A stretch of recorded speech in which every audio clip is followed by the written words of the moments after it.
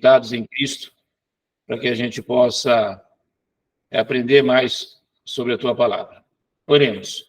Senhor Deus e Pai, nós te damos graça, te agradecemos, ó Pai, pelo tempo, por tudo que o Senhor tem realizado em nossas vidas. Te agradecemos, ó Pai, pelos momentos maravilhosos que passamos aqui na tua presença, estudando a tua palavra, meu Senhor Deus, compreendendo mais, meu Senhor Deus, sobre o que o teu servo Paulo quis transmitir para nós, ó Pai, inspirado pelo Espírito Santo. Muito obrigado, meu Senhor Deus, por esses momentos maravilhosos, por esse entendimento, meu Senhor Deus, pelo Espírito Santo de Deus ter nos dado entendimento, ó Pai, tanto para ensinar como para aprender, meu Senhor Deus. Muito obrigado, Pai. Que o Senhor esteja sempre conosco, nos abençoando, nos guardando.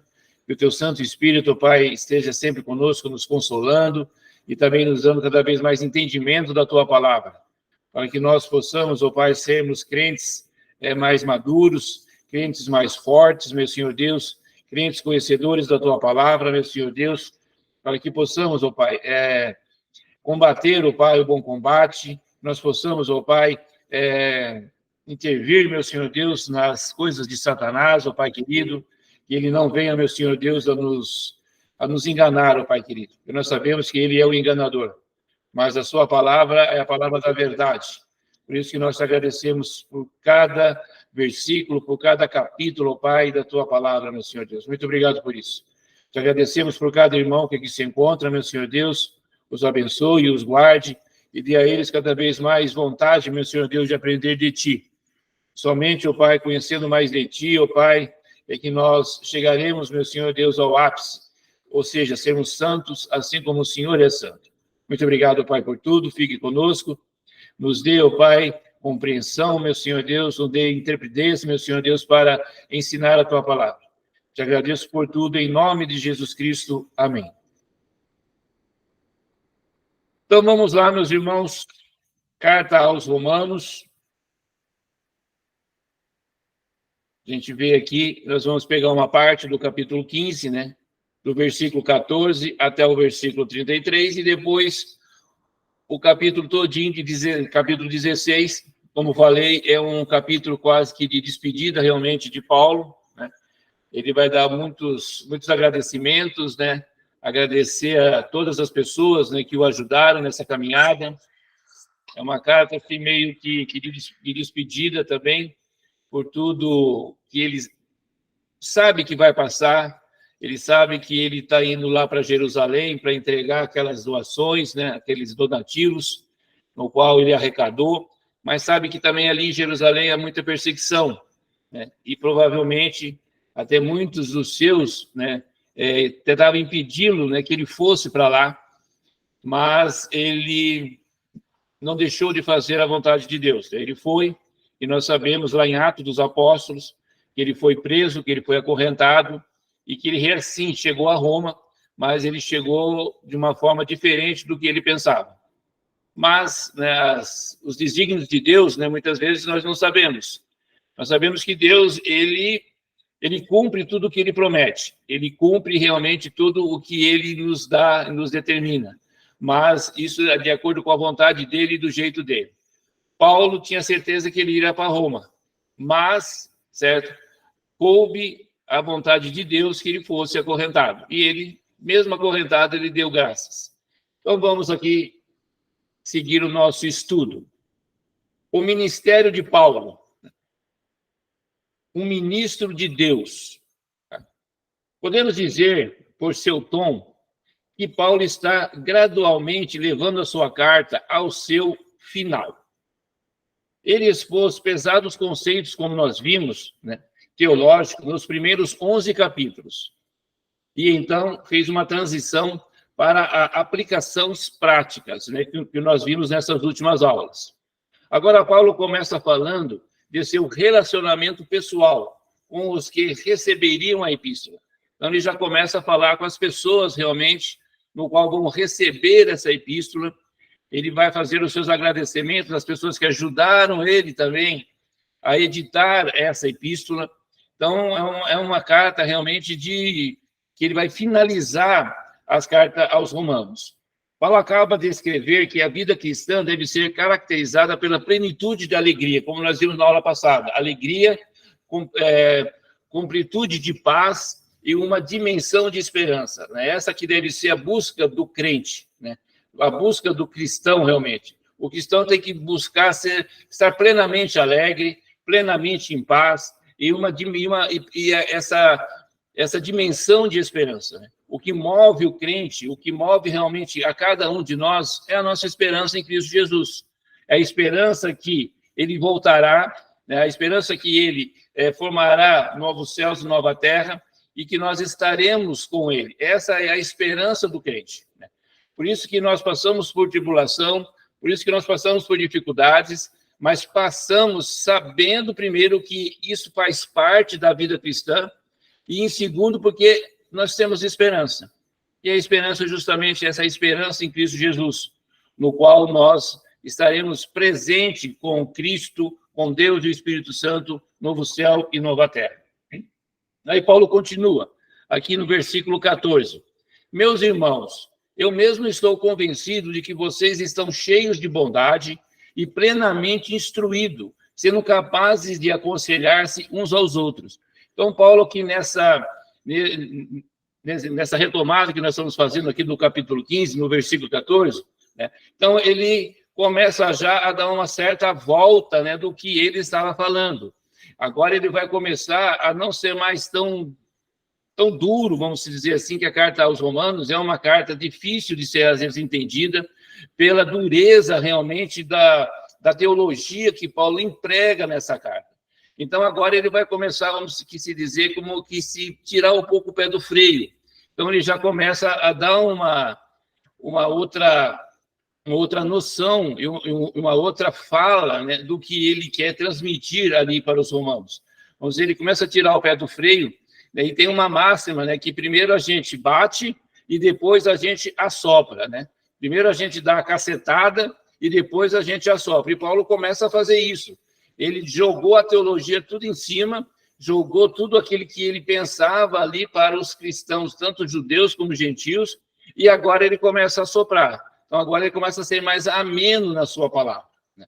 Então, ele começa assim, meus irmãos, eu mesmo estou convencido que vocês estão cheios de bondade, né?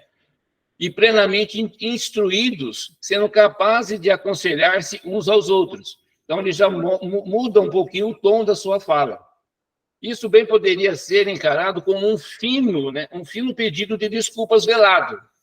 Paulo está consciente de que os que receberão seu tratado teológico, a mais alentada epístola que saiu da pena do apóstolo, já sabiam tudo a respeito do que ele estava escrevendo.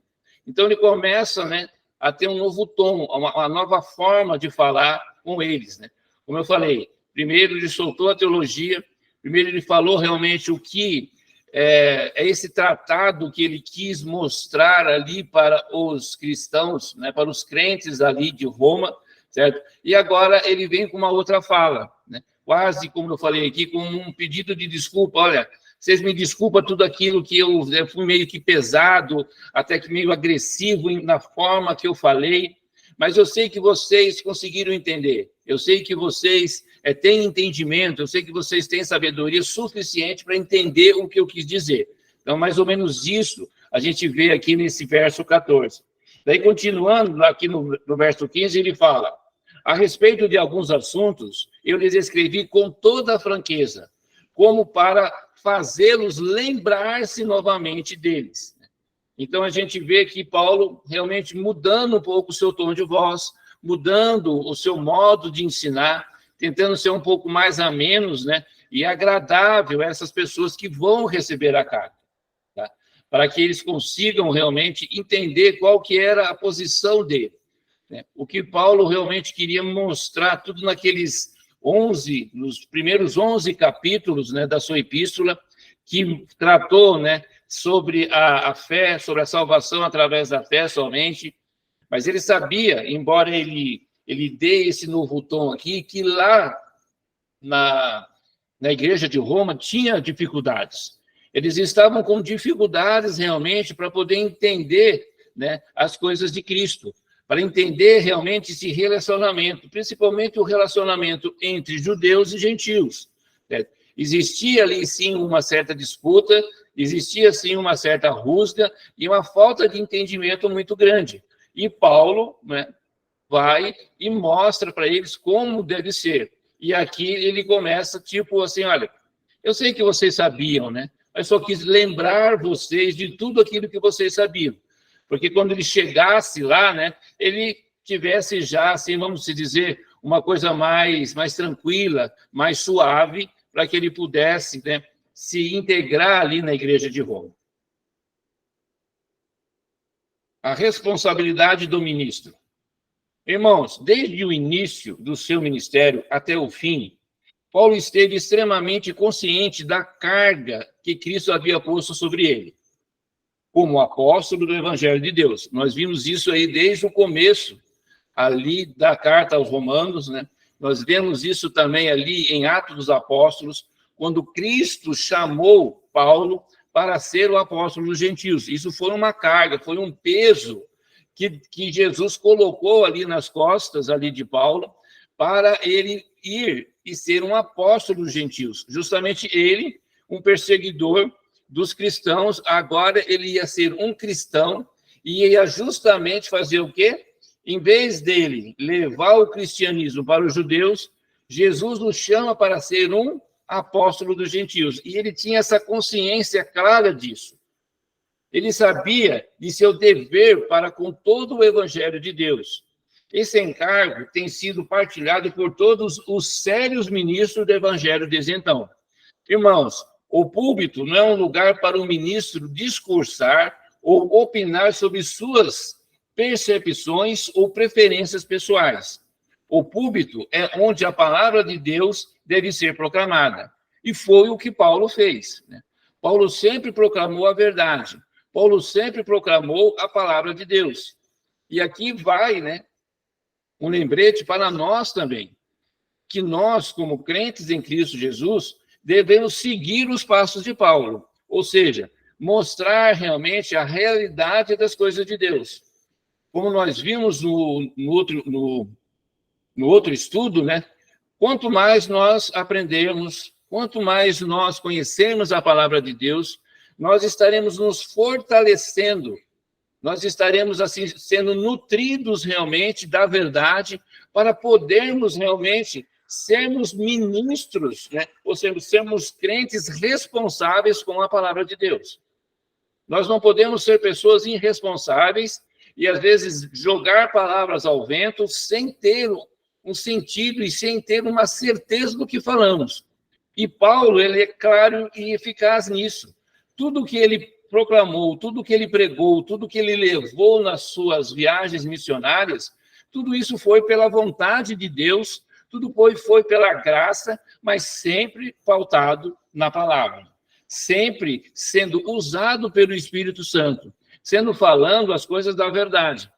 Infelizmente, hoje, muitas pessoas, muitos dirigentes de igreja, muitos pastores usam o púlpito para falar o que eles querem falar, o que eles querem que as pessoas acabem entendendo, ou tanto da vida particular dele, ou por algum motivo próprio, algum motivo dele, e não realmente da palavra. Então, nós temos que estar sempre atentos. E para que a gente possa estar atentos a isso, meus irmãos, nós precisamos conhecer da palavra. É isso que Paulo vem e nos mostra.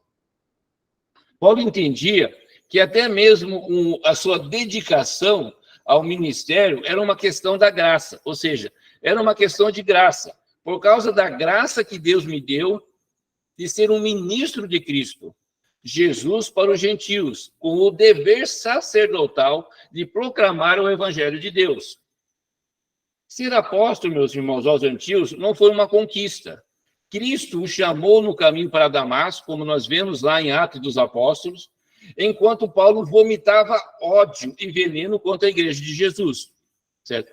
Então, Paulo, ele fala claramente, ele tem essa noção. Não foi ele que quis isso. Ele não conquistou tudo o que ele teve, né? Na verdade, Jesus o chamou. Jesus o comissionou para que ele fosse apóstolo dos gentios, né? A única coisa que Paulo havia conquistado, fora o título que ele deu a si mesmo mais tarde, a única coisa que ele falou que ele era o principal dos pecadores. Quando ele manda sua carta ali para o seu pupilo, né, aquele no qual ele ensinou, que era Timóteo, lá em 1 Timóteo 1,15, ele diz assim: Cristo Jesus veio ao mundo para salvar os pecadores, dos quais eu sou o pior. Então, a única coisa que Paulo tinha certeza que ele era um pecador. Tudo que acontecia de bom, tudo que acontecia realmente era pela graça de Deus. Mas ele tinha essa confirmação dentro dele próprio, que ele era um dos pecadores, e era o pior dos pecadores, certo? A gente vê, muitas vezes, Paulo, nos seus escritos, né, com esse sentimento, muitas vezes, de tristeza, com esse sentimento, assim, enraizado na sua vida, porque ele tinha noção do que ele tinha feito. Paulo, antes de ser chamado para ser apóstolo, ali na estrada de Damasco, ele era um perseguidor dos cristãos, ele era um assassino, ele era uma pessoa que matava, mandava matar e prendia para poder depois matar, certo? E isso pesava nele, certo? E ele sabia dessa sua condição. E Cristo o chama, mesmo assim, para que ele fosse apóstolo. Então, ele tem claramente que tudo que aconteceu com ele foi uma questão de graça, foi uma questão de amor de Deus para com ele, de Jesus para com ele, o trazer para ser apóstolo dos gentios. Então, ele não se exalta, ele não sabe, ele é uma pessoa no qual ele sabe que tudo o que ele fez, que tudo que ele falava, que tudo que ele produziu foi pela graça de nosso Senhor Jesus Cristo. É isso que ele fala nesse verso 15 e 16 aqui. Por causa da graça que Deus me deu de ser um ministro de Cristo. Então, ele tinha esse conhecimento, ele tinha essa atitude realmente e tinha esse pensar. Paulo completou o círculo em relação a Romanos 1, quando se apresentou como Paulo, servo de Cristo Jesus, chamado para ser apóstolo, separado para o evangelho de Deus. Lá no verso 1 ele já fala isso. E aqui, no verso 15, né, no capítulo 16, verso 15 e 16, ele fecha esse círculo, certo? Sabendo que ele tinha sido chamado para ser apóstolo e também o quê? Que ele foi chamado pela graça. E tudo o que ele fez foi através da graça, através do Espírito Santo de Deus. Ele é um apóstolo, irmãos, chamado não para proclamar a sua própria mensagem. Como nós vimos muitos pastores, né, muitos que se dizem apóstolos hoje, pregaram a sua própria mensagem. Ele é um apóstolo chamado não para proclamar sua própria mensagem, mas a mensagem que pertence a Deus. E isso ele fez com muita autonomia. Ele fez realmente com muita clareza, ou seja, pregar as coisas de Deus. Agora ele usa exatamente a mesma linguagem, aqui na conclusão da epístola. Então a gente faz um paralelo do verso 1 e agora aqui no verso 15, né? Ali no verso 1, capítulo 1, ele fala claramente: eu fui chamado por Cristo para ser apóstolo. E aqui no 15, 16, né, por causa do quê? Da graça que Deus me deu de ser um ministro de Cristo. Então, ele tem essa consciência bem tranquila e sabe realmente que tudo o que aconteceu com ele foi por causa da graça, foi por causa realmente da misericórdia e do amor que Jesus Cristo tinha por ele. Oferta do ministério, do ministro, né? Oferta do ministro. Aqui Paulo usa o conceito de oferecimento de uma maneira um tanto incomum. Ele está ministrando Jesus Cristo aos gentios com esse propósito. Então, vem aqui, para que os gentios se tornem uma oferta aceitável a Deus, santificado pelo Espírito Santo. Paulo, meus irmãos, havia sido separado para ir aos gentios, e era o que havia feito. À medida que proclamava o evangelho de Deus aos gentios, o Espírito Santo envolvia-se na proclamação dessa palavra e trabalhava para levar os gentios à conversão. Isso Paulo está dizendo, é seu sacrifício. Tá? o fruto de seu ministério, ou seja, o seu sacrifício, o fruto do seu ministério era o quê? A conversão dos gentios. Seu sacrifício são os gentios convertidos. Ele não estava nem um minuto reivindicando ter o poder de convertê-los. Não. Paulo tinha certeza clara que quem convencia e quem convertia esses gentios era o Espírito Santo de Deus, era o Espírito Santo. Ele era uma peça sendo usada pelo Espírito para a conversão desses gentios. Então, ele tinha claramente isso. Paulo sabia que esse poder vem unicamente por meio do Espírito Santo. E hoje, da mesma forma, irmãos. Muitas vezes nós queremos que uma pessoa seja salva. Nós oramos por um parente, nós oramos por amigos, por colegas, mas esse é o nosso dever. É o nosso dever orar, é o nosso dever levar a palavra a essas pessoas, mas não vamos ser nós que vamos convencer essa pessoa a aceitar a Cristo. É o Espírito Santo de Deus que vai fazer esse convencimento. É o Espírito de Deus que vai transformar essas pessoas numa nova criatura. Certo? Nós somos usados por Deus por isso. É o que Paulo está falando. Paulo tinha noção clara, né? Clara que somente o Espírito Santo tinha essa capacidade, né, de transformar os gentios ali em pessoas santificadas, né, em pessoas salvas, em pessoas santas. E ele não trazia esse mérito para ele. Certo? E é isso que nós também devemos ter nas nossas consciências. Nós não devemos trazer esse mérito para nós. Né? O mérito é sempre de Deus, é sempre do Espírito Santo. A glória do ministro. Portanto, eu me glorio em Cristo. Olhem em que Paulo se gloria. Ele não se gloriava dos feitos que ele fazia. Né? Portanto, eu me glorio em Cristo, Jesus, em meu serviço a Deus. É nisso que ele se gloriava. Certo? Ele não tinha uma glória pessoal, tipo, eu sou o cara, eu sou, né, a última bolacha do pacote. Não, ele sabia da sua dependência de Deus, ele sabia da sua dependência do Espírito Santo. Então, claramente, no versículo 15, ele fala, eu me glorio em Cristo, certo? Eu não tenho outro motivo para me gloriar a não ser em Cristo Jesus.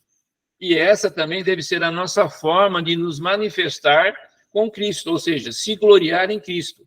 Se sou salvo, se tenho alguma capacidade, se trabalho e faço alguma coisa, isso tudo vem de Deus para nós. Nós nunca conseguimos nada, a não ser quando Deus nos dá. E se a gente tem que ter se gloriar de alguma coisa, nós também devemos nos gloriar de Cristo. Ele entende que isso não vem de si mesmo. Não me atrevo, verso 18, não me atrevo a falar de nada, exceto daquilo que Cristo realizou por meu intermédio, em palavras e em ação, a fim de levar os gentios a obedecerem a Deus. Irmãos, a única coisa que Paulo tem a dizer é sobre o que Cristo fez. Ele não está sendo modesto, está sendo preciso, sincero e teologicamente correto. Paulo está considerando os resultados do seu ministério e entendendo que tais resultados foram produzidos por Deus. O apóstolo, irmãos, oferece a Deus um retorno pelos dons que o próprio Deus lhe deu. Isso é simplesmente tudo o que podemos fazer.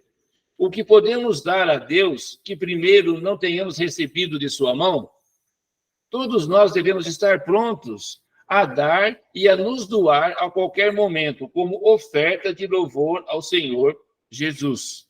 Certo? Então, meus irmãos, Paulo tinha essa consciência claramente, certo? Que ele não se atrevia a se gloriar, certo? A não ser daquilo que Cristo realizou por intermédio, né? E pela palavra em ação. Então, ele sabia que tudo que ele fazia não era dele, não vinha dele, mas sim do próprio Cristo, do próprio Jesus. E ele tinha essa consciência, isso ele começa a transmitir ali para os crentes ali de Roma, tanto os judeus como para os gentios, para que eles também tenham essa noção de saber que nós nunca conseguimos fazer nada com o nosso próprio braço. Sempre é através de Deus, sempre é através do Espírito Santo.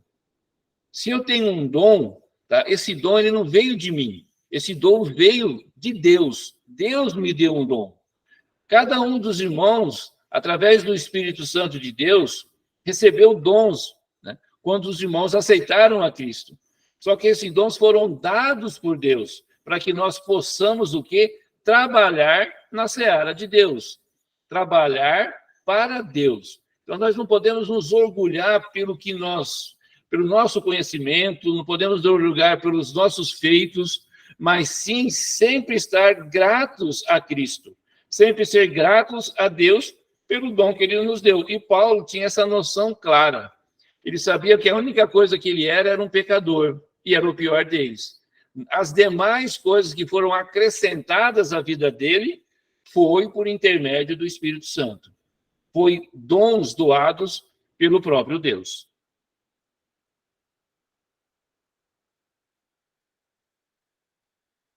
Milagres. Paulo chama aqui a atenção para a extensão do seu ministério que tem sido conduzido. Tem sido conduzido pelo poder de sinais, presta bem atenção nisso, meus irmãos, pelo poder de sinais e maravilhas e por meio do poder do Espírito de Deus. Então, a gente vê aqui Paulo falando sobre sinais e maravilhas, que hoje nós interpretamos como milagres. Não há uma palavra para milagre no Novo Testamento. Nós não vemos essa palavra milagre sendo falada no Novo Testamento. Mas existem as palavras sinais, prodígios e poderes. Deduzimos dessas palavras um conceito que chamamos de milagre. Certo? Então, nós não temos dentro da palavra, dentro do Novo Testamento, essa palavra milagre. Mas quando nós vemos os feitos que os apóstolos, que os profetas, que Jesus Cristo fez, nós colocamos como milagres. Mas, na realidade, são o quê? Sinais, prodígios e poderes. Em termos de milagres em geral, creio que eles ocorrem. Hoje, mesmo nos dias de hoje, nós temos essa certeza como crentes que os milagres acontecem. E acontecem o tempo todo. Mas tais milagres não são tecnicamente milagres. Um milagre é um sinal ou poder que significa algo. Tais sinais ou milagres, na era apostólica, ocorreram para demonstrar a chegada do reino de Deus. E mais, importante ainda, para apontar os agentes do reino. Dando um exemplo aqui, Moisés, por exemplo, recebeu poder para realizar milagres, a fim de que suas credenciais dessem provas de seu papel como embaixador de Deus. Então, na época apostólica, na época ali do Novo Testamento, até do Antigo Testamento, aqueles sinais que nós víamos, que a gente vê dentro da palavra de Deus, que nós lemos na palavra de Deus, os prodígios, né, os poderes, nada mais era para que fosse apontada o quê? Que o reino de Deus estava chegando, ou estava presente. Né? Jesus Cristo mesmo, quando ele fazia um sinal, quando ele fazia ali para nós um milagre, justamente ele falava justamente sobre isso, o reino de Deus já está perante vocês, certo? Então, esses sinais, esses prodígios, era justamente para o quê? Identificar e dar, vamos dizer, e dar sustentação àquela pessoa que estava praticando o sinal. Assim como o apóstolo Paulo fala aqui, pelo poder de sinais e maravilhas e por meio do poder do Espírito de Deus, assim, desde Jerusalém e arredores até o Ilírico, proclamei plenamente o evangelho de Cristo, certo? Então, em toda a cidade que Paulo chegava, proclamando o evangelho de Cristo, falando sobre Cristo, ele aplicava um sinal. Ele mostrava o poder, não o seu poder, mas o poder de Deus. E as pessoas criam em Paulo ou em qualquer outra pessoa justamente por causa desses sinais.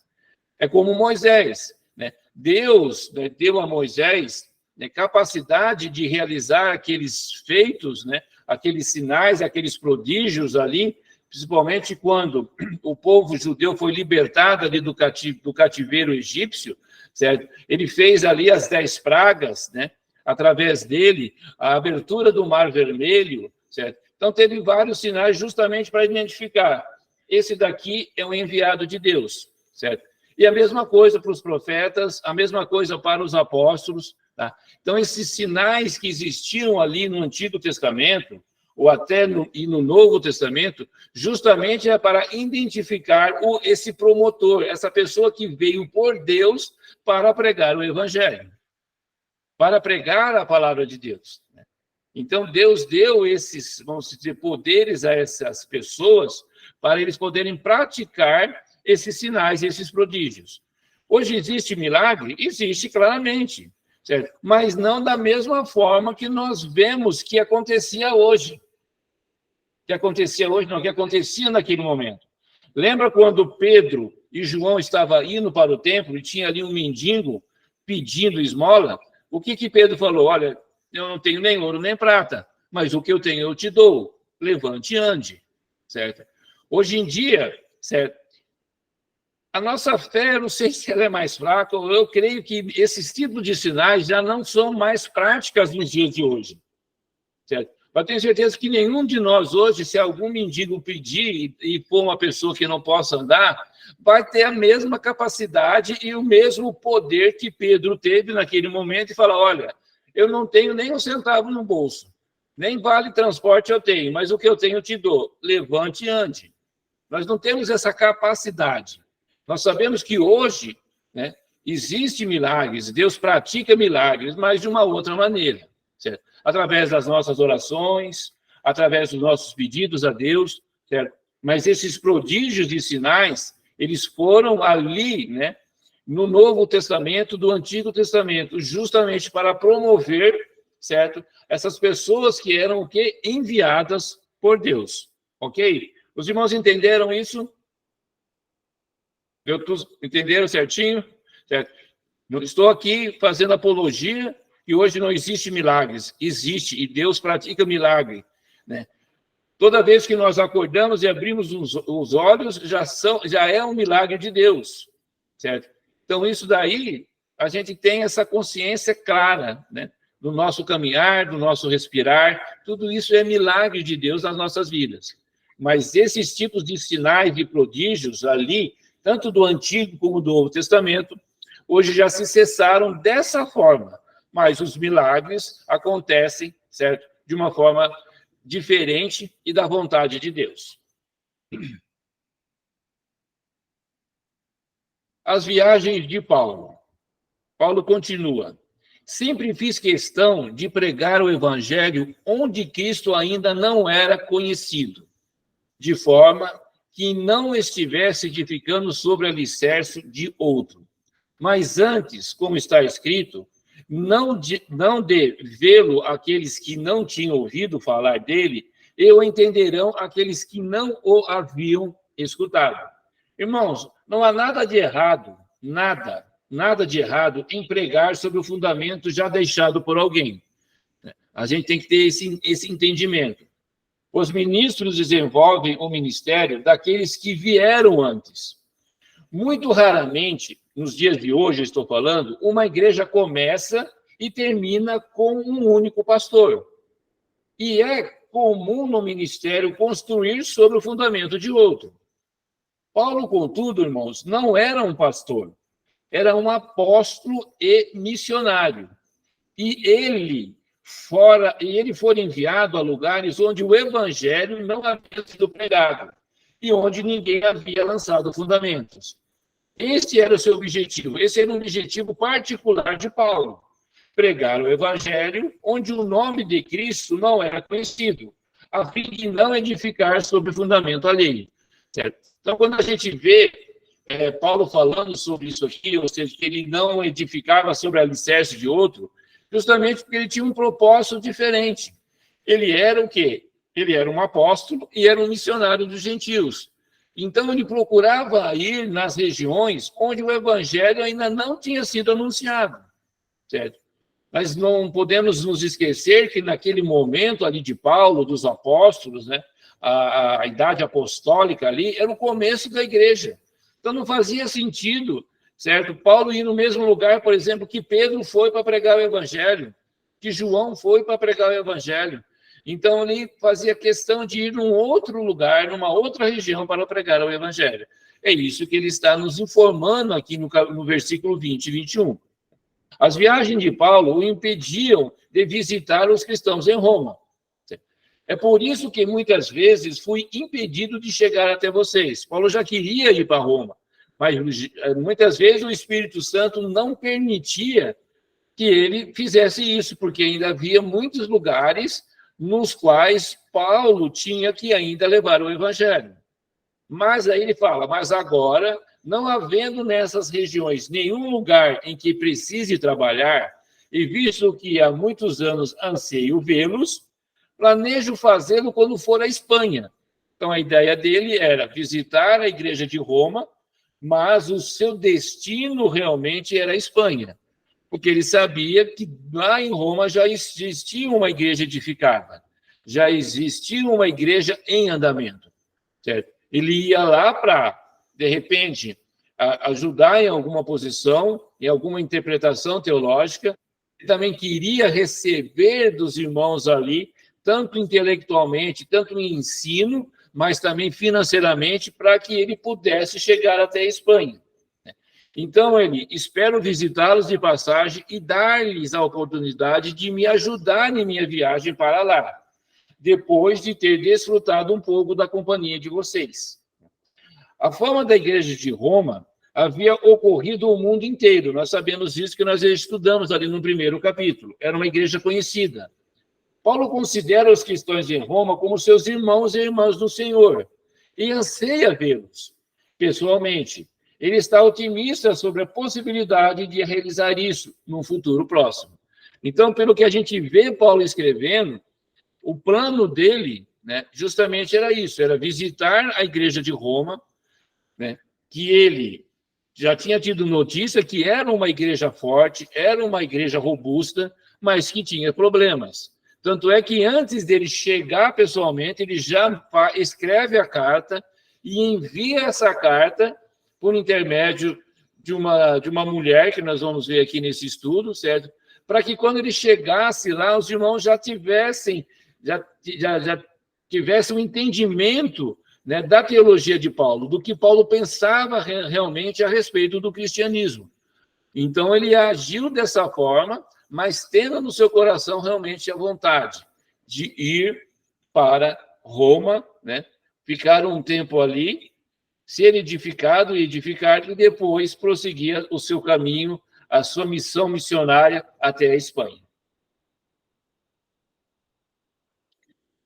Antes, contudo, planejava ir a Jerusalém para ministrar aos santos. Então, no verso 25 e 26 diz assim, agora, porém, estou de partida para Jerusalém, a serviço dos santos, pois a Macedônia e a Caia, regiões onde ele ministrou e onde ele edificou igrejas, tiveram a alegria de contribuir para os pobres, dentre os santos de Jerusalém.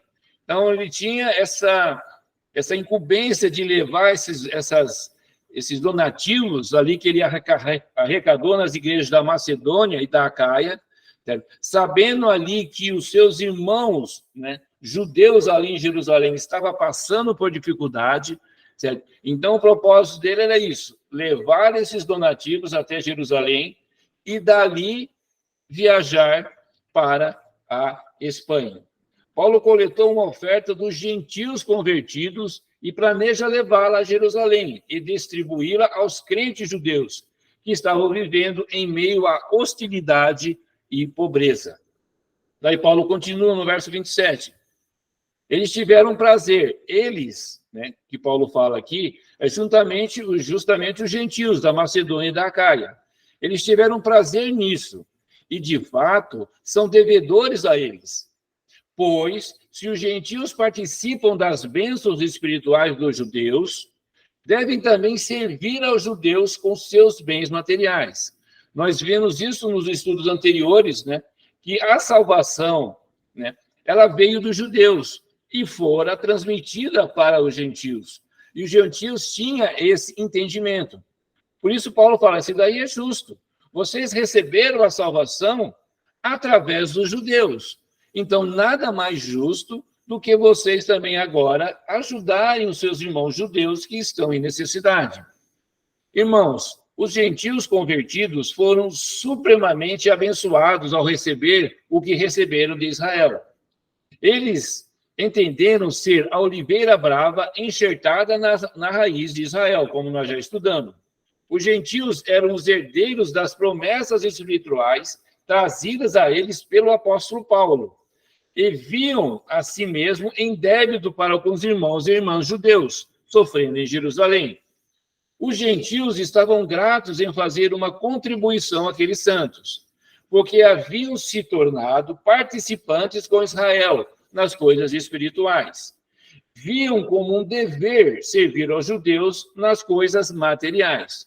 Ou seja, como eles foram abençoados espiritualmente falando pelos judeus, agora eles se sentiam na obrigação de abençoar esses judeus com bens materiais, certo? Então, aqui a gente vê uma troca, né? Vamos dizer, de gentilezas, né? De um para com o outro, certo? Embora os judeus, né? Eles, como nós sabemos do que realmente aconteceu, né? O evangelho, a salvação foram para os gentios, justamente porque a maioria dos judeus não aceitaram a Cristo, certo? Mas aqui nós não estamos falando desses judeus que não reconhecem a Cristo como Salvador. Esses judeus no qual Paulo vai levar esse donativo dos gentios, eles são judeus cristãos. São judeus que pertencem à igreja de Jerusalém e estavam passando por dificuldades. Tá ok? Continuando, verso 28. Assim, depois de completar essa tarefa e de ter a certeza de que eles receberam esse fruto, irei à Espanha e visitarei vocês de passagem, certo? Após deixar Jerusalém, ele queria visitar Roma em seu caminho para a Espanha. Verso 29. Sei que quando for visitá-los, irei na plenitude da bênção de Cristo. Então, ele tem a certeza que o seu papel ali naquela região, né, ele já tinha terminado. Ele já não tinha mais lugares para poder edificar igrejas e para poder levar o evangelho. Então, ele sabia claramente que agora chegou a hora e que Jesus Cristo ia abençoá-lo para que ele pudesse ir até Roma. Ele tinha essa certeza. Ele só não sabia como que ele iria. Se ele iria livre ou se ele iria com correntes. Ele sabia que quando ele estava indo para Jerusalém, ele estava indo ali para um covil, né? Para um lugar explosivo, para um lugar cheio de perseguição. Mas, mesmo assim, ele não deixou de fazer a sua obrigação, que é levar esses donativos. Mas, na sua cabeça e no seu coração, Jesus já tinha o abençoado. Jesus já tinha determinado que ele iria, sim, para Roma, né? E depois para a Espanha. Daí ele continua aqui. Recomendo-lhes, irmãos, por nosso Senhor Jesus Cristo e pelo amor do Espírito, olha só o que ele vai falar agora, que se unam a mim em minha luta, orando a Deus em meu favor. Orem para que eu esteja livre dos descrentes da Judéia. Então, embora ele sabia que Cristo o tinha abençoado para ir a Roma, ele tinha essa convicção de que ele tinha que ir para Jerusalém para entregar os donativos, mas ele também tinha a convicção de que ali descrentes da Judéia, ou seja, os judeus, estavam ali tramando contra ele. Então ele pede oração. Olha, orem por mim. Orem para que eu consiga me desvencilhar dessas pessoas, certo? E que eu possa realmente chegar até vocês aí. Por isso, pede aos santos em Roma que orem, que o meu serviço em Jerusalém, verso 32, seja aceitável aos santos, de forma que, pela vontade de Deus, eu os visite com alegria e, juntamente com vocês, desfrute de um período de refrigério, né? Então, a gente vê Paulo aqui falando claramente para os irmãos, né, ali de Roma, tanto gentios como judeus, que essa carta era para essas duas comunidades, certo? Ele fala assim, olha, orem por mim. Ali em Jerusalém vai ser difícil, certo? Ali tem pessoas que são contra, né, a minha pessoa, acham que eu sou contra o judaísmo, acham que eu sou contra o templo. Certo? Então, orem, me ajudem em oração para que eu possa ir em Jerusalém, possa ser bem aceito pelos santos, certo? E que eu possa ir até vocês e ter um desfrute, um período de refrigério, ou seja, um período de descanso. Certo? Mas Paulo tinha certeza absoluta de que ia ser muito difícil ali em Jerusalém. Quando nós estudamos Atos dos Apóstolos, a gente vê realmente que quem mais perseguia o apóstolo Paulo justamente eram os judeus, certo? E que Paulo, ali em Jerusalém, né, ele estava ali marcado realmente pelos judeus, né, tanto os fariseus, os mestres da lei, como os sacerdotes, estava sendo marcado realmente para ser apedrejado e para ser morto também.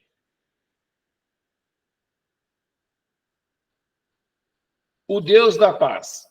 Paulo conclui essa sessão com uma breve bênção. Certo? Então, aqui ele vai estar concluindo essa sessão, ou seja, o capítulo 15, né? Aqui o verso 33, dizendo, o Deus da paz seja com todos vocês. Amém?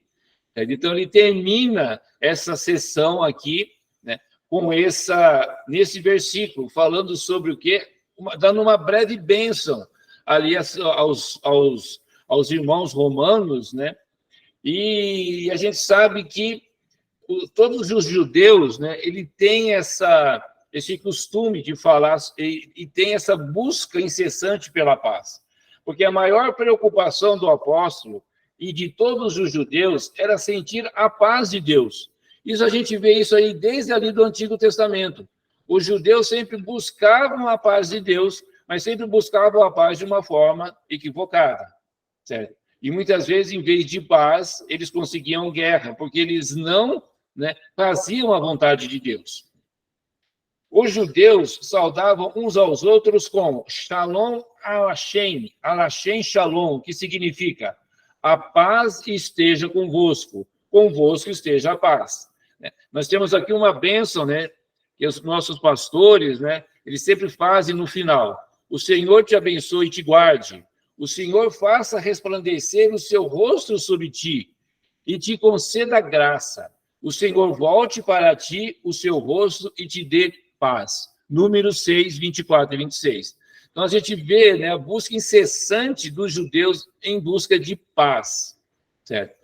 E gozado que o príncipe da paz, né, foi para o meio deles e eles não aceitaram. Os irmãos verem como era difícil a paz ali em Israel. E isso, irmãos, é desde ali do começo da criação do povo, né, israelense até os dias de hoje. Hoje nós vemos ali o Estado israelense, em Israel, vivendo uma guerra. E eles nunca têm paz.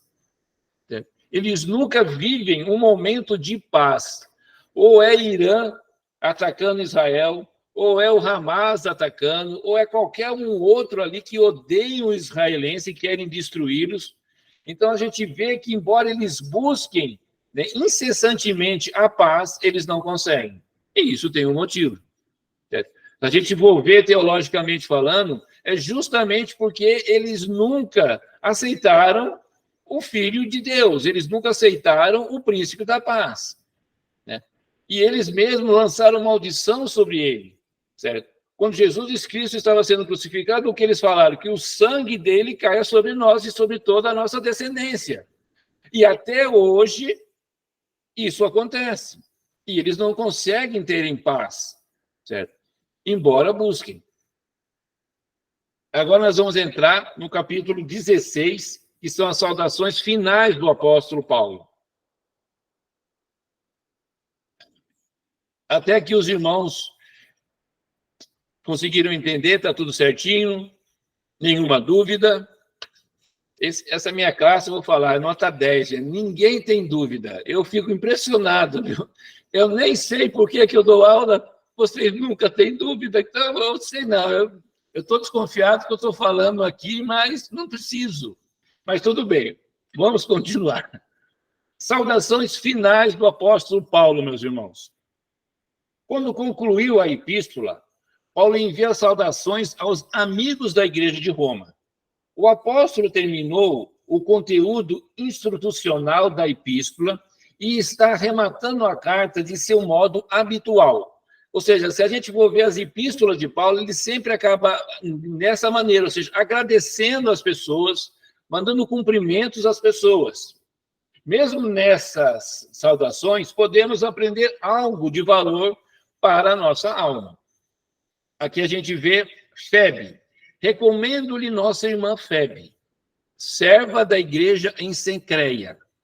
Peço que a recebam no Senhor de maneira digna dos santos e lhe prestem a ajuda de que venha a necessitar, pois tem sido de grande auxílio para muita gente, inclusive para mim.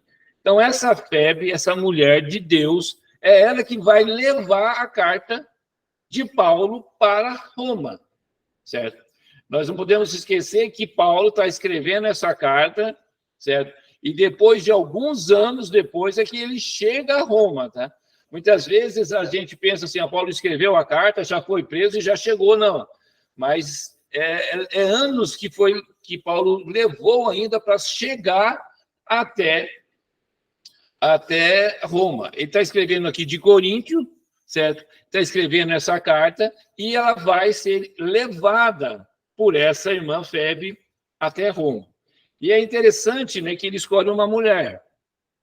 Essa breve recomendação de Paulo tem recebido não pouca atenção por parte dos que tentam extrair do Novo Testamento uma compreensão do papel da mulher na vida da igreja. Vemos na saudação de Paulo seu profundo apreço pela assistência recebida das mulheres que, de maneira muito significativa, serviam a igreja e a causa de Cristo. O que a igreja faz hoje, em termos de ordenação, é algo bem diferente, e não pretendo tratar disso aqui. O ponto é que não devemos subestimar o importante papel que as mulheres têm na vida da igreja de Cristo, toda honra e assistência. Então, a gente vê Paulo, um judeu, certo?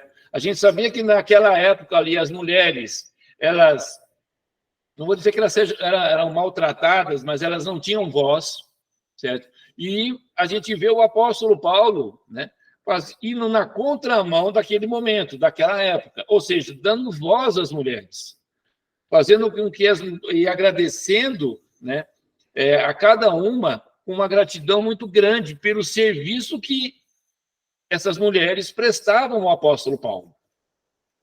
Quando a gente vai para os evangelhos, a gente vê as mulheres ali trabalhando arduamente, né, ali para ajudar a Cristo, para manter os apóstolos. Então, a gente vê o papel da mulher muito forte dentro da igreja e também dentro da igreja primitiva, mesmo naquela época onde a voz da mulher era, vamos dizer, sufocada pelos homens, né? Principalmente aqueles judeus, né? Os judeus, eles não permitiam que as mulheres falassem dentro da sinagoga. Os lugares das mulheres eram os últimos lugares, ou seja, os homens ficavam à frente, as autoridades sentadas, os homens atrás e as mulheres lá atrás, certo? Então, a gente vê a importância que Paulo dá, né? E a relevância que ele dá à Febe, fazendo com que essa mulher leve essa carta tão valiosa para nós hoje, né? Leve para Roma, né? Então, a gente vê Paulo dando essa ênfase muito grande. Nós temos aqui mais dois colaboradores, né? Que é a Priscila e Áquila. Paulo envia mais saudações. Saúdem Priscila e Áquila, meus colaboradores em Cristo Jesus. Arriscaram a vida por mim. Sou grato a eles, não apenas eu, mas todas as igrejas dos gentios. Saúdem também a igreja que se reúne na casa deles. Então, a gente vê aqui Paulo saudando, né, Priscila e Áquila. A gente vê esses dois personagens bíblicos ali muito fortes em Atos dos Apóstolos, né? Tanto Priscila como Áquila tinham a mesma profissão de Paulo, eles eram fazedores de tendas. E quando eles se encontram ali em Éfeso, certo? Eles praticamente já têm uma empatia muito grande um com o outro, justamente por causa dessa profissão, certo? E Priscila e Áquila ajudam muito o apóstolo Paulo, certo? Nessa função de fazer tendas, mas também ajuda ele financeiramente. A gente imagina que Priscila e Áquila eram pessoas, de repente, eram comerciantes e tinham posses, né, para poderem ajudar eles, né? A gente vê aqui pelo versículo que existia uma igreja dentro da casa deles lá em Roma, ou seja, era uma casa grande, provavelmente os dois com posses, e faziam o quê? Uma igreja ali dentro. Naquela época não existia templos como nós temos hoje. As igrejas eram reunidas nas casas dos irmãos, certo? Então, a gente via que a comunidade cristã se reuniam nas casas. Ouvimos falar de Priscila e Áquila no livro de Atos, principalmente ali no capítulo 18 de Atos dos Apóstolos. Eles ministraram com o apóstolo em Éfeso. Aparentemente, Priscila e Áquila estavam em Roma e tiveram de fugir quando os cristãos foram banidos pelo imperador Cláudio. Essa história que se conta lá em Atos dos Apóstolos. Eles foram de Roma para Éfeso, onde se reuniram com o apóstolo Paulo, devido a essa proximidade de terem a mesma profissão, e o ajudaram em seu ministério. Não tenho nenhum registro específico dos riscos que correram pelo apóstolo, mas pelo relato que Atos faz, a permanência de Paulo em Éfeso, sabemos que foi um período tumultuado e que sua vida esteve em perigo por mais de uma vez. A gente vê que a vida do apóstolo Paulo, ele viveu ali, vamos dizer, quase que 100% sempre na berlinda, sempre no perigo, né? Todo lugar que ele ia, certo? Ele não precisava nem fazer uma locação de um hotel, nada, porque ele já tinha um lugar para dormir, que era a cadeia. Ele chegava numa cidade, as pessoas já pegavam ele, já colocavam na cadeia, ele já passava a noite ali e pronto. De tanto que o apóstolo Paulo era perseguido, certo? E Priscila e Áquila, ali em Éfeso, que também ele era perseguido, o ajudou muito. A gente só não vê Paulo informando em qual condição eles o ajudaram, mas que o ajudaram. Mais saudações. Saúde, meu amado irmão Epêneto, que foi o primeiro convertido a Cristo na província da Ásia, provavelmente salvo por meio da pregação de Paulo e discipulado de maneira amorosa pelo apóstolo. Ele foi o primeiro convertido na Ásia Menor, hoje a atual Turquia.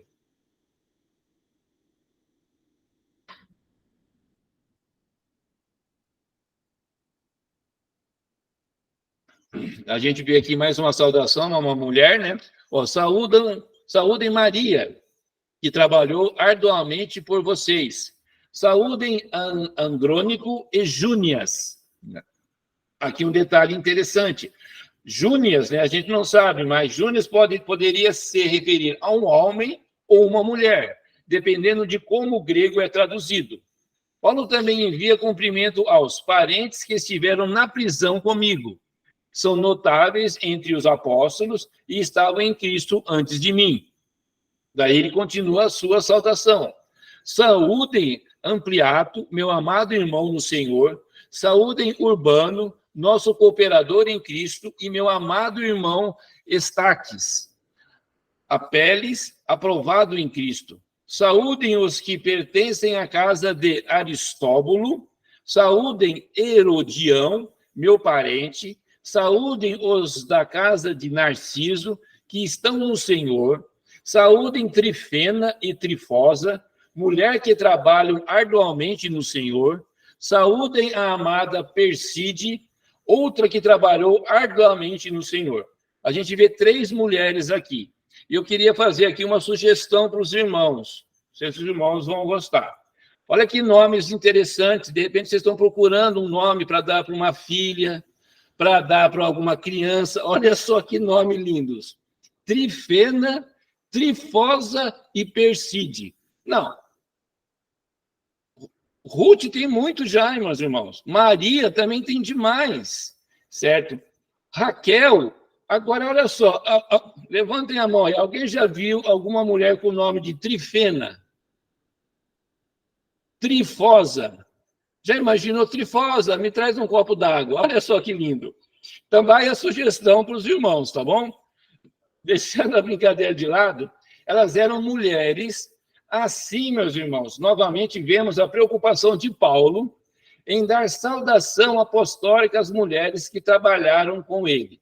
Então, a gente vê Paulo realmente dando, né, essa ênfase para as mulheres, né, no qual trabalhava arduamente para a proclamação do evangelho, para que o evangelho fosse levado para as regiões. E a gente vê aqui todas essas mulheres ali em Roma trabalhando, né, para o engrandecimento do evangelho, para o engrandecimento do cristianismo.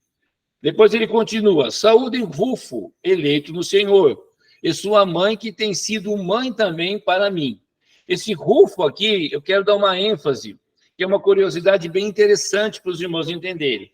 Esse Rufo aí, os irmãos vão lembrar, se lembra quando na cruz de Cristo, a cruz de Cristo foi carregada por Simão Cireneu. Os irmãos lembram disso? Está lá em Marcos 15, 21.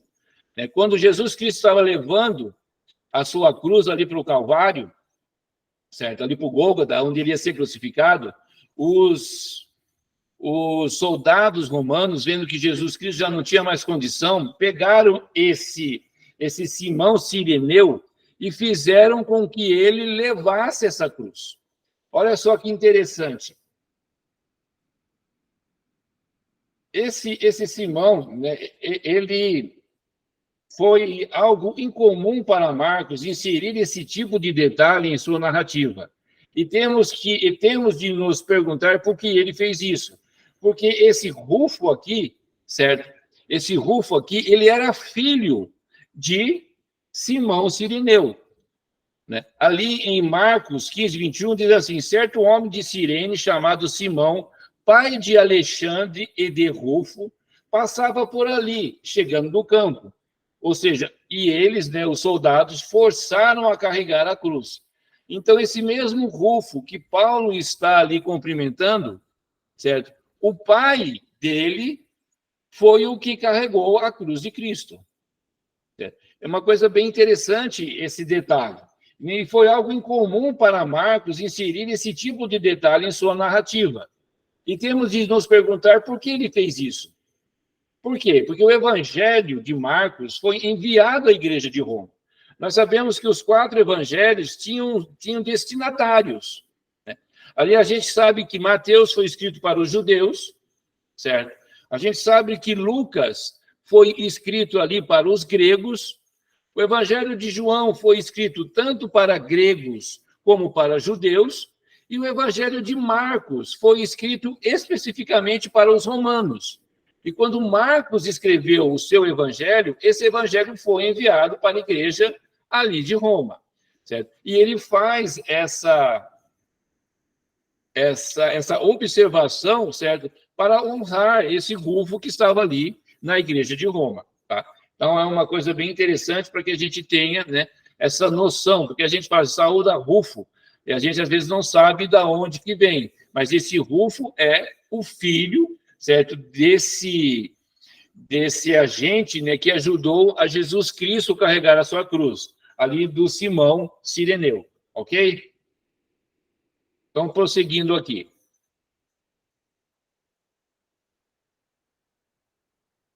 Saúdem Ansíncrito, Flegonte, Hermes, Pátropas, Hermas e os irmãos que estão com eles. Saúdem Filólogo, Júlia, Nereu e sua irmã, e também Olimpas e todos os santos que estão com eles. Após reconhecer outros que estão numerados entre os santos, Paulo acrescenta: saúdem uns aos outros com um beijo santo. Todas as igrejas de Cristo enviem-lhe saudações. Este era o costume, irmãos, especialmente na celebração da ceia do Senhor. Depois de ter terminada a refeição da ceia, as pessoas costumavam cumprimentar umas às outras com um beijo na bochecha. Não sabemos quando ou por que esse costume deixou de ser uma prática na igreja, mas ele deve ser considerado como costume, tá? E não como um princípio. Certo? Então, naquela ocasião, naqueles momentos ali, no começo da igreja, principalmente na ceia do Senhor, quando depois que era servido os alimentos, servia os elementos, eles, né, eles tinham esse cumprimento de se beijar, certo, no rosto. Nós temos uma igreja aqui que também tem esse costume, certo, que é o ósculo santo, certo, de beijar na bochecha. Pois nós continuamos aqui, uma advertência final. Daí Paulo agora vai dar uma advertência para a igreja ali de Roma. Paulo dirige sua atenção por uma séria admoestação apostólica. Essa é talvez a última súplica apostólica que encontramos no livro de Romanos. Recomendo-lhes, irmãos, que tomem cuidado com aqueles que causam divisões e colocam obstáculos ao ensino que vocês têm recebido. Afastem-se deles. Ele admoesta os cristãos em Roma para que observem os desordeiros na igreja. Eles devem vigiar os que semeiam discórdia, especialmente os que perturbam o corpo de Cristo com falsa doutrina. Aqui Paulo não está dizendo para evitarmos a doutrina. Não, a doutrina ela é importante para que nós tenhamos crescimento espiritual. Ele diz para evitarmos os hereges. Devemos evitar os que entram na igreja ensinando falsas doutrinas. Então, a gente vê esse apelo do apóstolo Paulo, praticamente o último apelo que ele vai falar ali para a igreja. Olhem, tomem cuidado com aqueles que causam divisões e colocam obstáculos ao ensino que vocês têm recebido. Nada diferente nos dias de hoje, meus irmãos. Hoje, infelizmente, nós vemos essas mesmas pessoas tentando colocar obstáculos e divisões dentro da igreja. E como é que nós conseguimos, né, evitar esse tipo de coisa? Conhecendo a palavra, né? Sabendo o que realmente Deus quer das nossas vidas, né? Como que nós devemos nos comportar. Né? E quando Paulo escreve essa carta aos Romanos e dá a eles esse alimento espiritual bem sólido, bem consistente, justamente é para isso, para que eles evitem, né, esse tipo de pessoas e que eles não caiam nesse tipo de comentários, nesse tipo de assuntos que dividem a igreja. Certo? Nós sabemos que dentro do ensino teológico, do que nós aprendemos, existem coisas primárias e existem coisas secundárias. Certo? Só que a gente vê que as pessoas deixam de discutir as coisas primárias para discutir justamente as secundárias, certo? No qual não vai levar a lugar nenhum, certo? O que nós temos que ter esse conhecimento, irmãos, e discutir, quando eu falo discutir, é discutir em amor, certo? São as partes primárias, como que nós devemos nos comportar realmente na presença de Deus, como nós devemos nos comportar na presença dos irmãos em Cristo, como nós devemos admoestar as pessoas que estão fazendo coisas erradas. É isso que nós devemos entender e fazer, certo? E não, muitas vezes, dar ênfase à fofoca, à maledicência, e é isso que Paulo está aqui alertando a igreja de Roma e nos alerta nos dias de hoje também. Que nós não devemos dar atenção a esse tipo de pessoas que querem causar obstáculos ao ensino da palavra. E que nós devemos procurar realmente, certo? Nos edificar com coisas boas. Não vamos nos edificar com porcaria, certo? Se a gente abre aqui o YouTube, irmãos, o que tem de porcaria é brincadeira. O que tem de heresia é brincadeira, certo? Às vezes as pessoas falam bonito, tem uma eloquência na palavra, certo? Mas teologicamente é podre. Não serve para absolutamente nada. Então, nós devemos ter esse entendimento. Até nossas leituras, né, de livros, né, que a gente pega para ler, que não é a Bíblia, mas livros no qual a gente pode se edificar, nós temos que ver, saber a procedência desse livro, quem escreveu esse livro, certo? Qual que é o costume dos irmãos quando vai ler um livro? Os irmãos procuram saber quem é essa pessoa que escreveu, qual é o conteúdo desse livro, certo? E tudo isso é importante. Certo? A primeira coisa, quando eu vejo alguém que me indica um livro e me dá o autor, eu vou automaticamente saber quem é esse autor, o que ele escreveu, certo? Para assim depois vou ter um gasto para comprar esse livro, certo? Para me poder ter alguma coisa edificante na minha vida. Irmão, se eu ver que isso não vai edificar a minha vida, não compro, não leio e não indico para ninguém, certo? E para nós também, vamos dizer assim, indicar alguma leitura para algum irmão, nós temos que conhecer e temos que saber que isso daí é uma coisa boa. Não vamos indicar qualquer tranqueira.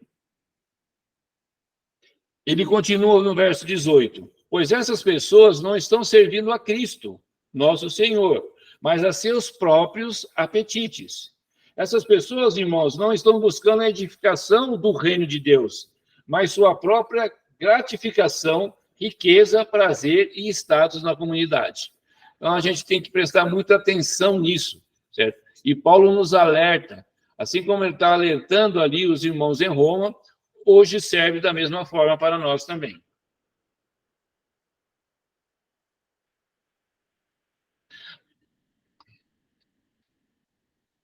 Paulo é totalmente crítico com relação a eles.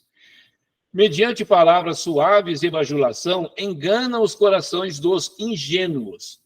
Então, a gente vê claramente, sabe, aquelas pessoas com a fala mansa, aquele jeitinho agradável, certo? Tem pessoas que têm essa fala mansa, mas vai falar coisa boa, mas muitos, né, vai querer ensinar tranqueira, porcaria. A gente vê Jesus Cristo, ele nos alertando também nos evangelhos. Ali em Mateus 18:6, olha o que Cristo fala. Quanto a essas pessoas que querem levar os seus pequeninos, os seus eleitos, os crentes em Cristo Jesus para a ruína, para se desviar do caminho. Jesus diz assim, mas se alguém fizer tropeçar um desses pequeninos que creem em mim, melhor que seria amarrar uma pedra de moinho no pescoço e se afogar nas profundezas do mar. Olha só como Jesus é gentil com essas pessoas, né? Ou seja, é mais fácil se matar, certo? Do que fazer com que um dos meus pequeninos se desviem do meu caminho. Certo? E muitas pessoas, irmãos, não pensam que isso não existe. Muitas pessoas adentram dentro da igreja, principalmente uma igreja em crescimento, que nem a PIB, certo? Justamente para causar divisão e querer esse tipo de coisa. Certo? Então, nós temos que ter esse cuidado, né? Primeiro, nós temos que conhecer a palavra de Deus, para poder saber, né, quem está correto, quem não está correto, quem está falando coisas edificantes e quem está falando coisas que não são edificantes. Então, é de suma importância esse conhecimento. Tiago também alerta que não muitos devem se tornar mestres, pois quem ensina recebe maior juízo. Meus irmãos, não sejam muito de vocês mestres, pois vocês sabem que nós, os que ensinamos, seremos julgados com maior rigor. Muitas pessoas na igreja, meus irmãos, mesmo que doutores em outras áreas do conhecimento, são ainda simples com respeito às coisas de Deus. Então, infelizmente, muitas pessoas que às vezes a gente vê inteligência, a gente vê que são às vezes doutores em outras áreas, mas quando se fala em palavra de Deus, quando se fala em conhecimento da palavra, ainda são muito ingênuos. Certo? Então, nós temos que ser crentes o quê? Robustos, crentes mais fortes, para que a gente possa realmente, certo, edificar a cada um desses irmãos, muitas vezes, aqueles que adentram a igreja, que eles possam ter conhecimento cada vez mais da palavra. Paulo diz, tenham cuidado, diz Paulo, todos têm ouvido falar da obediência de vocês. Aí Paulo, né, dá um elogio à igreja de Roma. Todos têm ouvido falar da obediência de vocês, por isso estou muito alegre. mas quero que sejam sábios em relação ao que é bom, e sem malícia em relação ao que é mal. Sabe, irmãos, hoje em dia há muitos cristãos que não querem estudar arduamente a palavra de Deus. Eles dizem que querem manter a sua fé simples, como a de uma criança. Porém, a diferença entre ter fé como criança e ter fé infantilizada. Jesus Cristo vai falar que as crianças vão herdar o reino de Deus. Certo? E as pessoas interpretam isso, tipo assim, então eu vou ser que nem criança. Certo? Eu vou ser o Gugu Dadá pro resto da vida. Tá? Eu vou comer papinha, tomar mamadeira do resto da vida. Mas não é isso que Jesus Cristo quer falar com deixa vir as criancinhas, porque delas é o reino de Deus. E Jesus está se referindo à obediência dessas crianças, à submissão que essas crianças têm aos seus pais. Então, Jesus Cristo, veladamente, está falando, olha, vocês que são adultos, vocês têm que ter essa mesma obediência que as crianças têm aos seus pais, você tem que ter essa obediência a Deus, que é seu pai. Entender que Deus é soberano e que você, como criança, vai obedecer a Ele. Não quer dizer que nós devemos ser como criança, ser infantis. Pelo contrário, nós devemos ter o que? Uma mente robusta, uma mente realmente voltada com as coisas de Deus e com sabedoria. Certo? Eu fico perplexo de pessoas que falam assim, não, sabe, eu preciso conhecer a palavra de Deus, né? Eu não tenho essa necessidade de conhecer a palavra de Deus. Mas como assim? Como um crente não pode querer conhecer a palavra de Deus? Certo? Então, de uma vez aqui, já faz um tempinho, o irmão entrou, se inscreveu para ter o estudo com, se não me engano, era do próprio Romanos, já vai fazer uns 2 anos. Depois vi que ele saiu do grupo, eu mandei uma mensagem, comecei a falar, meu irmão, o que aconteceu? Tá? Não está gostando do curso? Ele me respondeu dessa forma, para mim frequentar a igreja eu não preciso fazer curso. Certo? E eu concordei, realmente, o irmão não precisa fazer curso para frequentar a igreja, mas o irmão precisa fazer um curso para conhecer a palavra de Deus. Porque somente indo na igreja, ouvindo as pregações, você é edificado, mas você não tem todo o conhecimento. Certo? O que o NEP faz, o que outras escolas bíblicas fazem, é fazer com que esses irmãos tenham mais conhecimento justamente para não cair nessas armadilhas que Paulo está citando. Certo? Então, para os irmãos verem o pensamento das pessoas. Ou seja, somente eu ir na igreja uma vez por semana basta. Somente isso me basta. Certo? Irmãos, eu vou ser sincero para os irmãos. É bênção ir no culto. É bênção você compartilhar com os irmãos. Você está ali se confraternizando com os irmãos, vendo os irmãos. Isso é comunhão, isso é maravilhoso. Mas só isso não basta. Certo? Nós temos que ler arduamente a palavra de Deus. Nós temos que realmente conhecer a palavra através dos estudos que às vezes nos são oferecidos gratuitamente. Mas esses estudos que nós temos do NEP é quase estudos aí que de seminário. Eu não estou querendo me vangloriar disso, mas isso é uma realidade. Certo? Nós aqui fazemos estudos aí versículo por versículo para os irmãos terem essa robustez, para terem esse conhecimento. Só isso basta? Não basta. Mas a gente vai gradativamente conhecendo a palavra de Deus. E irmãos querendo ser como crianças. E Paulo vai falar, olha, a era da papinha já acabou. E é o que quando Paulo faz toda essa teologia aos romanos, ele não está dando papinha, ele está dando carne sólida, comida sólida para essas pessoas, para que elas possam ser crentes robustos e terem condições de se libertar dessas pessoas que infiltram, principalmente ali no começo da igreja, pessoas infiltrando para desviar o ensino apostólico, o ensino de Cristo. E hoje não é diferente, certo? Então, a gente precisa, irmãos, ter esse entendimento de que, certo? Quando Jesus fala sobre criança, ele fala justamente sobre essa obediência. Olha, vocês precisam ser obedientes como as crianças.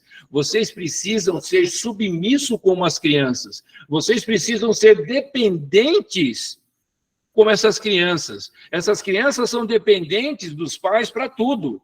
Vocês também sejam dependentes do Pai Celestial para tudo. É nesse sentido que Cristo está falando, certo? Que nós devemos ser como as crianças. Amém? Ali em 1 Coríntios 3:2, né, Paulo vai dizer: dê-lhes leite e não alimento sólido, pois vocês não estavam em condições de recebê-lo. De fato, vocês ainda não estão em condições.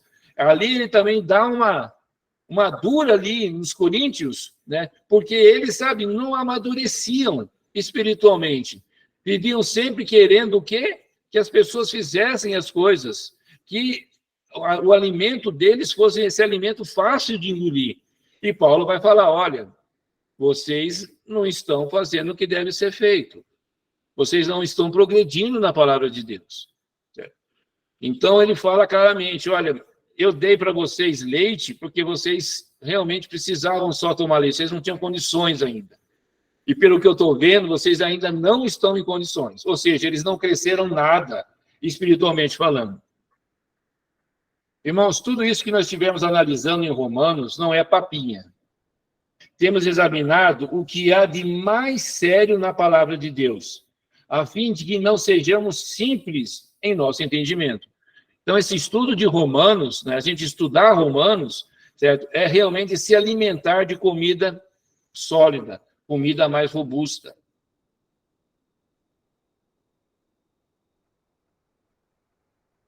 Saudações finais.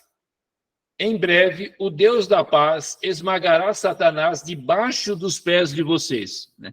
Então, Paulo vem falar sobre isso daqui, ele vai fazer uma alusão, né, sobre o que esses cristãos, né, vão passar. Em breve, o Deus da paz esmagará Satanás debaixo dos pés de vocês.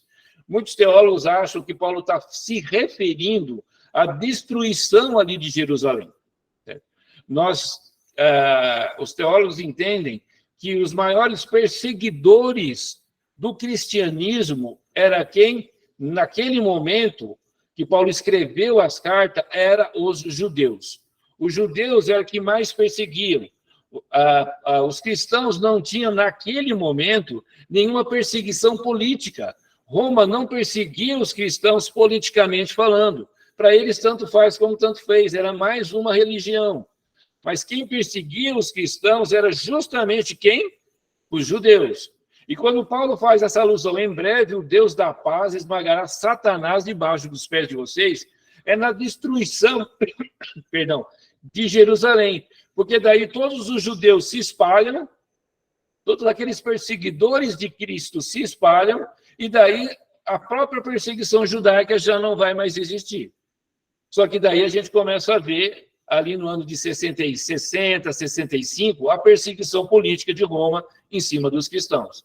Mas até que esse momento, a ilusão que Paulo fala sobre Satanás sendo esmagado é justamente essa alusão da destruição de Jerusalém ali pelo comandante Tito, né, que cerca Jerusalém e em 70 destrói completamente ali Jerusalém, destrói o templo, e todos os judeus se espalham. E daí aquela perseguição judaica cessa também.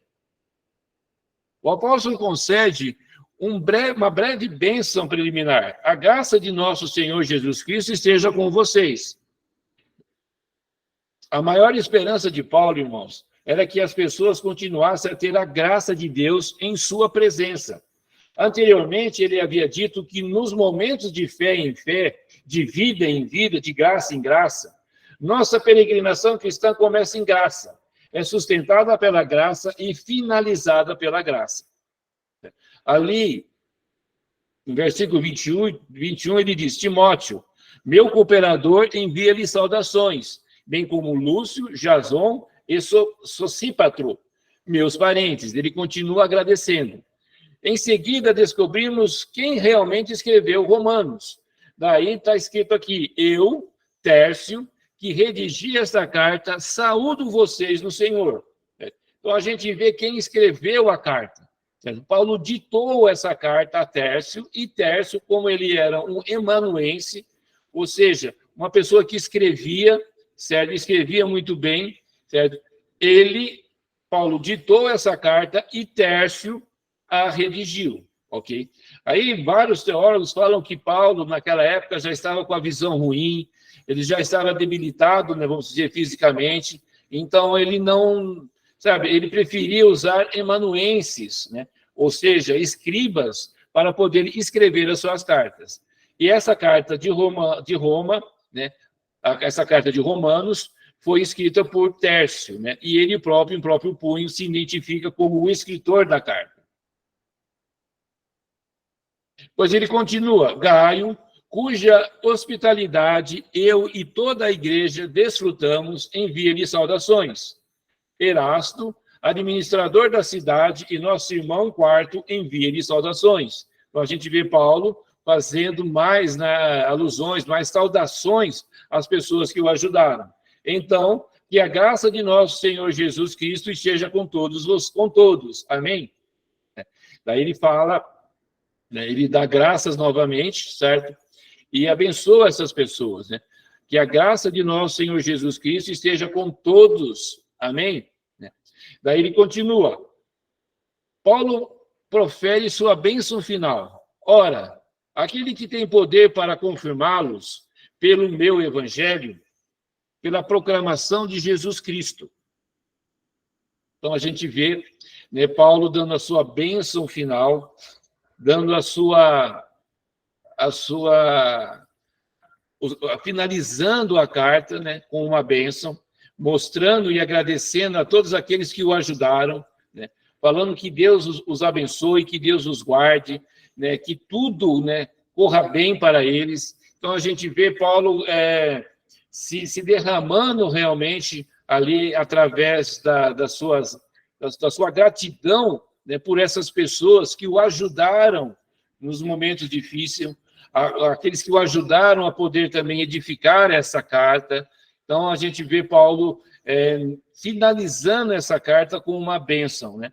Com um procedimento de gratidão profunda a essas pessoas que estavam ali ajudando Paulo nessa tarefa.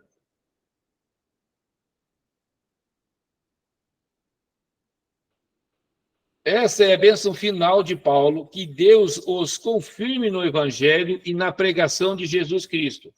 Versículo 25 e 26 diz assim: de acordo com a revelação do mistério oculto nos tempos passados, mas agora revelado e dado a conhecer pelas escrituras proféticas, por ordem do Deus eterno, para que todas as nações venham a crer nele e a obedecer-lhe. A bênção final das últimas linhas da epístola de Paulo repete em termos sucintos a quintessência da mensagem que ele se esforçou para comunicar ao longo de toda a carta, o princípio de sola deo glória, ou somente dar glória. Pode passar, meu irmão. Ao único Deus sábio seja dada a glória para todos sempre, por meio de Jesus Cristo. Irmãos, em todas as gerações, em todo o mundo, o evangelho que Paulo expõe aqui, de maneira apaixonada, devota e fiel em sua obra magna, é obscurecido, atacado e quase arruinado.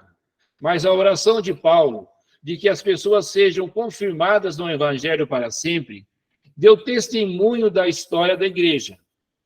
Apesar de todas as heresias, perseguições e distorções, o evangelho que foi revelado aqui continua a ser manifesto pela sabedoria, pelo poder e pela confirmação de Deus, que sozinho recebe a glória.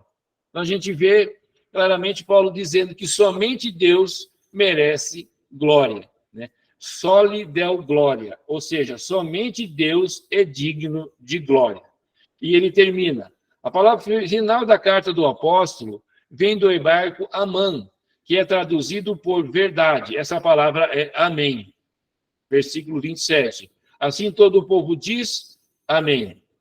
Então a gente vê Paulo encerrando essa carta, certo? Ele mostrando claramente que somente Deus merece toda a honra e toda a glória. soli Deo glória, ou seja, somente Deus é digno da glória. Amém, meus irmãos?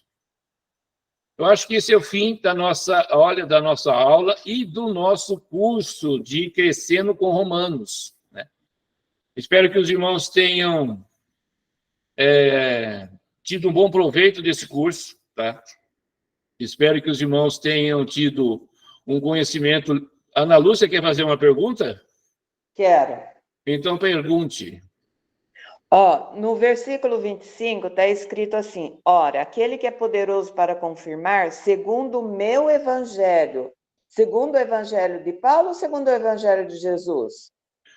Na verdade, minha irmã, a carta aos Romanos, ela é considerada um evangelho, o evangelho de Paulo, certo? Então, assim, quando Paulo fala do evangelho, certo? Na realidade, ele está falando dessa carta mesmo. Muitos teólogos têm a carta de Romanos como um evangelho de Paulo, pela teologia que ela tem e pelo que Paulo mostra realmente sobre quem é Deus, sobre quem é Cristo e sobre quem é o Espírito Santo de Deus, certo? Então, a gente tem a noção de um evangelho, a história narrativa da vida de Cristo. Mas Paulo aqui também, ele faz essa mesma narração da vida de Cristo, só que de uma forma diferente, certo? Não como ali os evangelistas que escreveram, né? Mateus, Marcos, Lucas e João, mas Paulo fala praticamente de todos os sentidos de um evangelho, certo? A gente entende a carta como uma carta de Paulo aos Romanos, mas a maioria dos teólogos, dos conhecedores da palavra, entende que a carta de Paulo era um evangelho. E Paulo tem essa noção também de que quando Paulo... Porque, na realidade, irmã, o que a gente entende por evangelho? O que os irmãos acham? O que é o evangelho? O evangelho é nada mais, nada menos uma pessoa. O evangelho é Cristo. Certo? E quando Paulo faz essa narrativa sobre o evangelho, ele está falando sobre Cristo. Repita aí o versículo. Mas é que ele fala sobre o meu evangelho, por isso que eu achei estranho. Ora, aquele que é poderoso para confirmar segundo o meu evangelho e a pregação de Jesus Cristo. Exatamente. Quando ele fala o meu evangelho, é que ele considera, e também, como eu falei, a maioria dos estudiosos consideram a carta de Paulo o seu evangelho, o evangelho de Paulo. Por que ele fala evangelho? A gente entende que evangelho é realmente uma pessoa, que é Cristo. Quando ele fala o meu evangelho, é porque ele narra a vida de Cristo nessa carta aos Romanos. Certo? A gente entende que Paulo, ele desde o começo, desde ali do capítulo 1, ele está narrando, né, diferente dos evangelhos, diferente do que os evangelistas falaram sobre a vida de Cristo, mas Paulo vai falar claramente sobre o que representa Cristo para nós, para os romanos ali. Então, ele declara que é o seu evangelho porque é a narração dele mostrando que somente Jesus Cristo é suficientemente salvador de todas as pessoas. Assim como os evangelhos também proporcionam esse tipo de pensamento. Então, quando Paulo fala o meu evangelho, certo? Ele tem essa noção de que o que ele está falando, ele é comparativamente falando sobre Jesus Cristo e sobre o que os evangelistas